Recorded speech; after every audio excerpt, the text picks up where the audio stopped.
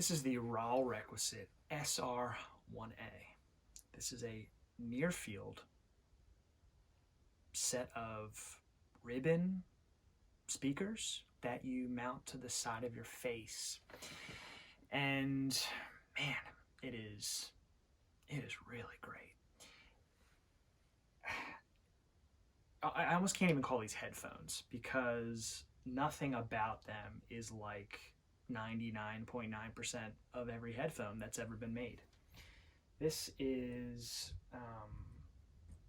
much more akin to getting a really nice high-end set of ribbon near-field studio monitors and putting them into a enclosure that you can wear on your head.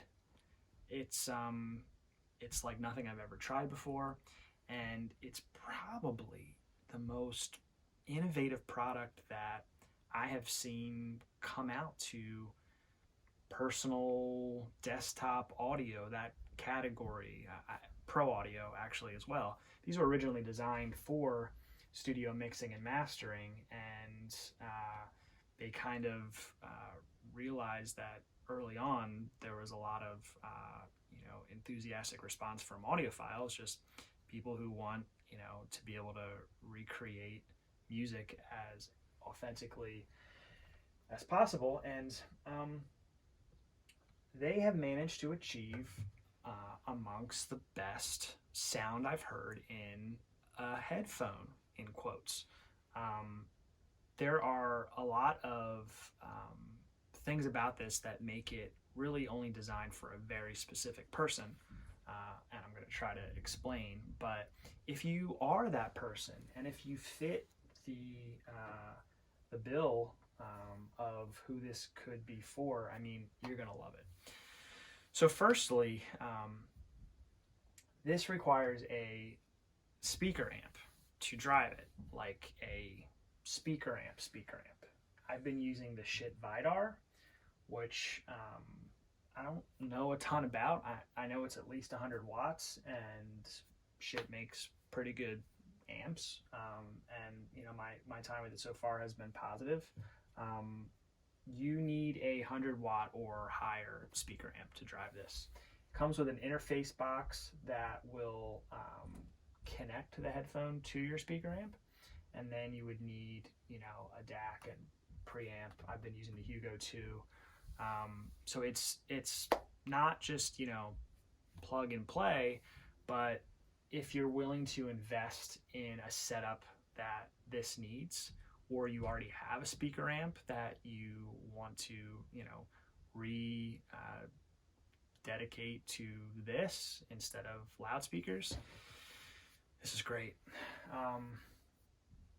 The ribbon drivers in here, you can actually, let me unplug this, you can take these out in like 2 seconds. This is the ribbon. It's weightless. It's crazy. Like you can pull out the driver and replace it in 2 seconds if there was ever a failure, under warranty, or you needed to replace it for whatever reason. This whole enclosure, I think it's about 400 grams. It's very lightweight, very comfortable.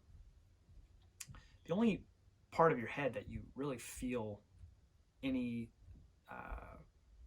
kind of weight hitting it is this area right here where these cushions kind of rest. And you can wear this for a very long period of time and not get any kind of fatigue because nothing's touching your ears. They rest very gently against the side of your face. And the weight that's distributed on these two pressure points, it's not very much weight. It's a very lightweight design. And this is one of the only headphones other than the Meze Empyrean that I can comfortably wear for a long period of time. And that's saying a lot. Like, I have a huge, disgustingly big head, and finding headphones that I can sit at my desk and listen to for hours is very hard for me to find, and I can do that with these.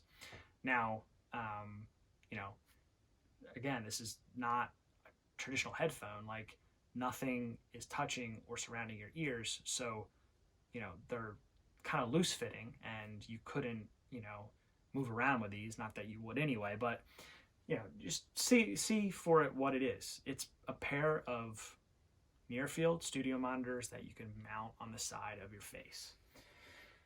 And I could not recommend it any more. Could not recommend it any higher.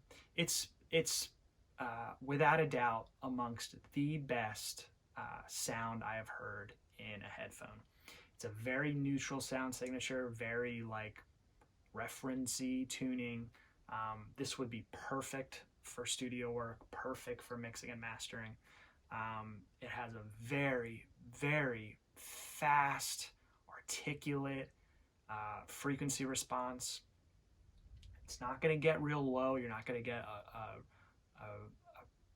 pronounced or as good of a sub-bass response as you would with some other, you know, regular circumaural headphones.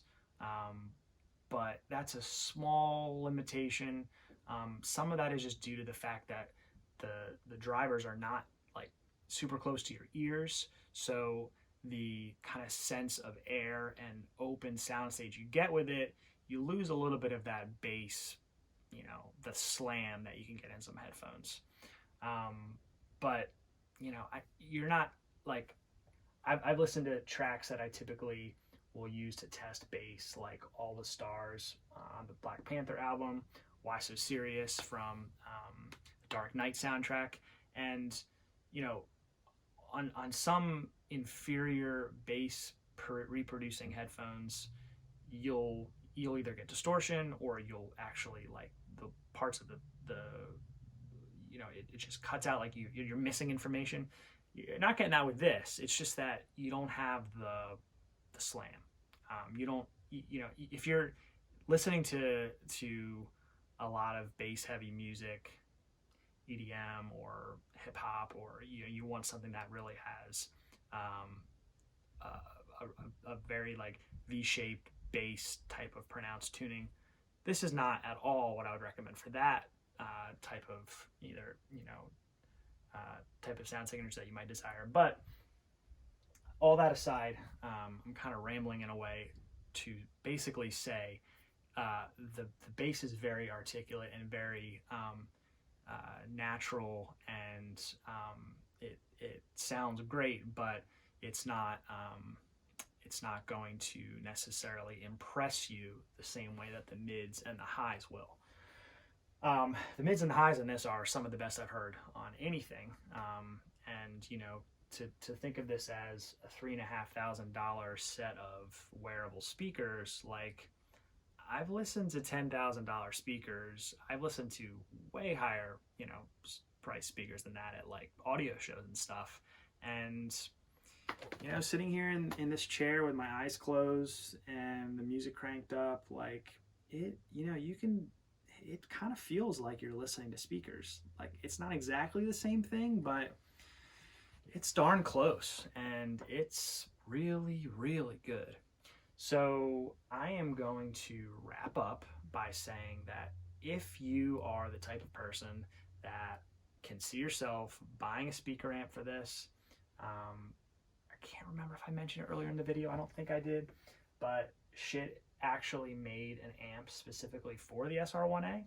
It uses the Jotunheim chassis. It's called the Jotunheim R. That comes out at the end of this month, and I think that's like $800 or $500 if you buy it with the SR1a, and that, you know, is a great option if you're looking to buy something together with this to drive it, if you don't already have a speaker amp or don't want to buy you know, another one that you know, maybe you're not sure if it's a good pairing with this.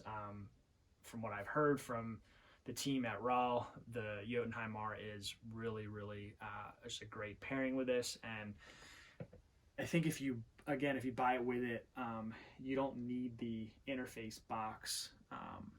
You can use just the Jotunheim R to interface directly with the headphone. So I don't have that yet. I haven't heard it yet, but I know it's coming, and that is one thing to just be aware of if you're interested in buying this. But again, my highest recommendation. This is a fantastic headphone.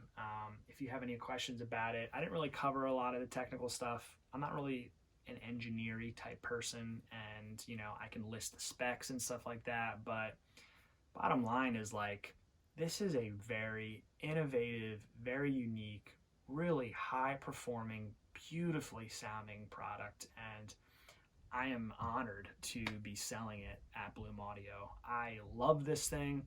I'm happy to answer any questions you might have. You can leave a comment, email me directly, andrew@bloomaudio.com, and yeah, I'm happy to help, happy to answer any questions you might have. Until the next video, which who knows when that'll be, thanks for watching, and I'll talk to you soon. See ya.